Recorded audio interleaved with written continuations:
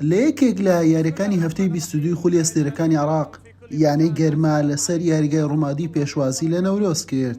لە چارەگە کاتژمێری یەکەم یاریەکە هیچ کام لە گۆڵپارێزەکان تاقی نەکرانەوە. ئەمە یەکەم مەترسی گەرمە بوو لە ڕێگای عەلادین دالی سووری.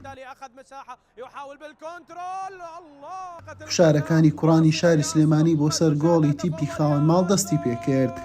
ئاسۆ ڕۆستەم لە چەند دەرفەتێک نزیک و لەشکانی بربەستی یەکسانی.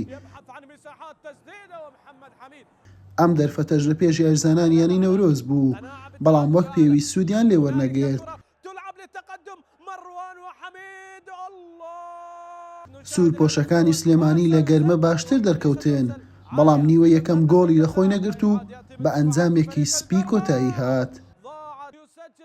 لا نیوەی دۆم پرتەقاڵی پۆشەکانی ڕۆمادی باشتر دەرکەوتن، لە ئەنجامی فشارەکانیان لە خولەکی 54 بە گۆڵ یەکەم و پێشکەوتن گەیشتن. محەممەد لاوەری کاپتنی نەورۆز بە هەڵا لەسەر خۆیانی تۆمار کرد. هەردوو تیب لە هەوڵی گۆڵی زیاتردا بوون. گەرما بۆ گۆڵی دۆم و دڵنیایی. نەورۆزیش یەکسانکردنەوەی ئەنجامی یاریەکە. یاریزانانی نەورۆز دەرفەتی گۆڵیان لە پێش بوو، بەڵام بە ئاسانی لە دەستیان دەدا.